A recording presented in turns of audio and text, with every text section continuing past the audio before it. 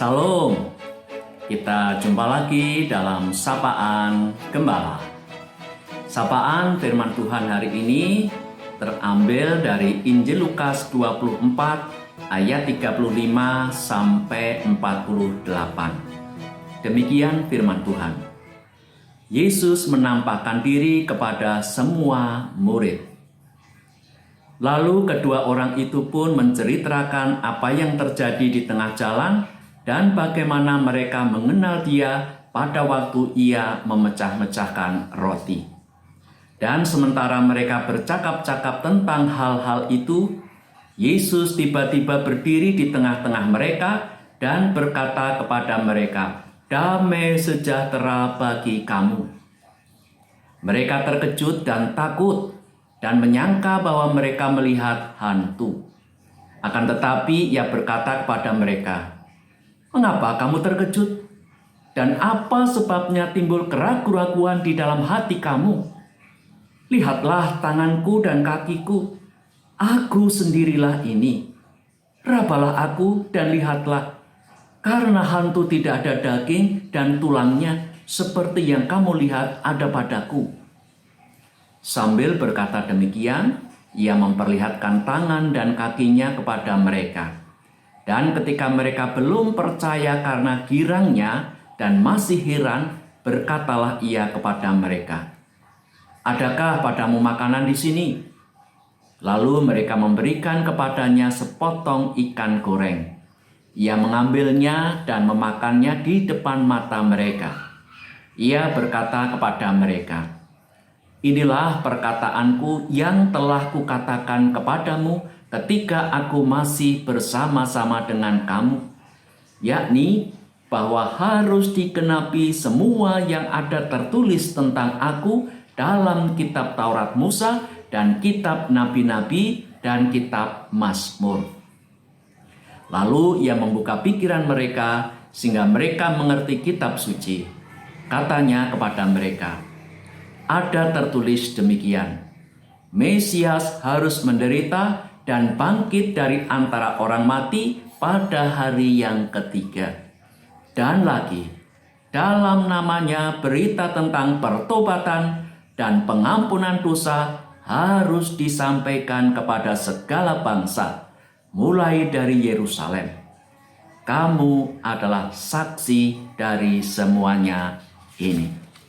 Demikianlah Injil Yesus Kristus. Yang berbahagia adalah setiap orang yang mendengarkan firman Tuhan, direnungkan siang dan malam, dan dilakukan dalam hidup sehari-hari. Haleluya. Saudaraku, ketika para murid Tuhan Yesus melihat guru dan Tuhannya wafat, padahal Dia yang dulunya diagung-agungkan dan Dia mati di kayu salib, maka semuanya menjadi kecewa, cemas, bingung, sedih, dan takut. Mereka pun berniat ingin kembali ke lingkungan mereka masing-masing, ingin kembali ke habitatnya masing-masing, ingin kembali ke pekerjaannya masing-masing. Harapan yang mereka sandarkan pada diri Yesus pupus sudah bersamaan dengan kematian Tuhan Yesus. Yesus yang jadi harapannya, karena sudah wafat, maka mati juga seluruh harapan para murid. Saudaraku, harapan manusia memang terkadang terlalu tinggi, terlampau berlebihan. Dan akibatnya ketika harapan yang tinggi, cita-cita yang tinggi tidak sesuai dengan kenyataan, maka orang itu menjadi kecewa dan dapat menimbulkan krisis iman. Dalam titik ini, seorang percaya bisa saja meninggalkan keyakinannya, kepercayaannya dengan meninggalkan Tuhan Yesus. Begitulah yang pernah dialami oleh para murid Tuhan Yesus. Awalnya mereka ini mengikuti Tuhan Yesus karena mereka berharap apa yang pernah Tuhan Yesus sampaikan di Injil Matius 19 ayat 29 itu terjadi. Di sana Tuhan Yesus berjanji demikian, "Dan Setiap orang yang karena namaku meninggalkan rumahnya, saudaranya laki-laki atau saudaranya perempuan, bapak atau ibunya, anak-anak atau ladangnya, akan menerima kembali 100 kali lipat dan akan memperoleh hidup yang kekal. Inilah yang menjadi harapan para murid Tuhan Yesus, ingin kembali 100 kali lipat. Artinya mendapatkan kesuksesan, mendapatkan kebahagiaan, mendapatkan lebih dari apa yang diinginkan. Sayangnya mereka semua salah mengerti. Pikirnya janji berkat itu hanya sebatas berkat jasmani atau kebutuhan hidup jasmani, seperti kehidupan keluarga yang selalu bahagia, selalu sukses, tanpa ada masalah sedikit pun dan sebagainya. Bahkan kalau punya usaha, usahanya lancar, untungnya gede 100 kali lipat. Tapi ketika apa yang dipikirkannya itu meleset, tidak sesuai dengan harapan, keluarganya tidak bahagia, bahkan setiap hari sering cekcok dengan anggota keluarga yang lain, usahanya bangkrut, lalu orang ini tidak lagi bersemangat dalam menjalani hidupnya. Terlebih ketika dia berharap orang lain bisa mendukungnya, ternyata malah nyerekali. Ini yang juga membuat kecewa.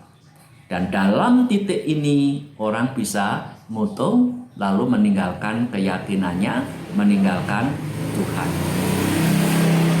Saudaraku, bila hal ini terjadi dalam hidup kita, ingatlah bahwa Tuhan tidak akan pernah meninggalkan kita sendirian. Dia akan selalu hadir untuk membawa kita kepada kemuliaannya. Iman, keyakinan, percaya itu harus terus-menerus dibangun, harus terus-menerus dipupuk, harus terus-menerus diperbarui sehingga kita punya pemahaman yang benar tentang mengikut Tuhan Yesus. Kita bisa belajar dari dua murid Tuhan Yesus yang kemarin sudah kita bahas, dua orang murid yang pulang ke Emmaus, yang kemarin telah mengalami perjumpaan secara pribadi dengan Tuhan Yesus, yang kemudian oleh peneguhan Tuhan Yesus memiliki semangat hidup yang baru, semangat pelayanan yang baru, semangat berbagi yang baru. Mereka dulu sama dengan murid-murid yang lain, punya harapan bahwa nanti akan mendapatkan kesuksesan secara jasmani. Tapi mereka memiliki pemahaman yang baru, bahwa janji berkat Tuhan Yesus itu tidak melulu hanya untuk kebutuhan hidup jasmani. Tapi jauh lebih berharga dari itu, Tuhan menjanjikan berkat rohani, yaitu kehidupan yang kekal bersama dengan Tuhan Yesus yang di surga. Betul, selama kita masih hidup di dunia ini, kita masih memerlukan apa-apa yang perlu di dunia ini, tentang pangan, sandang, dan papan, serta kebutuhan yang lain. Tapi kalau kita hanya berhenti untuk kebutuhan jasmani itu tanpa memikirkan kebutuhan kehidupan yang kekal, maka kita sia-sia dalam mengikut Tuhan Yesus. Saudaraku, ketika dua orang murid ini sudah memiliki pemahaman yang baru, mereka tidak berlama-lama di Emmaus, tapi mereka kembali ke Yerusalem. Dan di Yerusalem itu, dua orang murid Tuhan Yesus itu sangat bersemangat menceritakan pengalaman perjumpaannya dengan Tuhan Yesus. Bahwa yang paling berharga dalam hidupnya, terlebih dalam mengikut Tuhan Yesus, adanya damai sejahtera di dalam hatinya. Hati itu kalau sudah terasa ayem, tentrem, tenang, maka apapun persoalan yang sedang dihadapi itu tidak akan membuat orang itu terjatuh, tidak akan membuat orang itu lemah, tidak akan membuat orang itu patah semangat. Tetapi dengan hati yang tenang, yang damai, dan itu hanya Tuhan Yesus yang bisa memberikan, maka segala persoalan bisa dihadapi dengan lebih baik.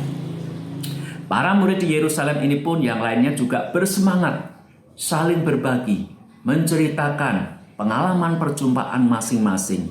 Sehingga kebangkitan Tuhan Yesus itu membawa sukacita yang baru. Dalam suasana kegembiraan itu, Tuhan Yesus hadir menampakkan diri kepada mereka untuk meneguhkan, meyakinkan, dan juga mengutus mereka. Setelah menjumpai mereka secara pribadi dan meneguhkan keyakinan mereka, maka Tuhan Yesus memberi perintah ini. Dalam namanya, berita tentang pertobatan dan pengampunan dosa harus disampaikan kepada segala bangsa. Kamu adalah saksi dari semuanya itu. Saudaraku, berita hari ini mendorong kita semua untuk memenuhi panggilan Tuhan dengan menjadi saksi kebangkitan Kristus. Agar melalui kesaksian kita, semakin banyak orang yang diteguhkan imannya, dipulihkan semangat juangnya, dikuatkan dalam menjalani hidup sehari-harinya, lalu mengalami kemurahan dan keselamatan dari Tuhan Yesus. Selamat menjadi saksi kebangkitan Kristus. Tuhan Yesus memberkati. Amin.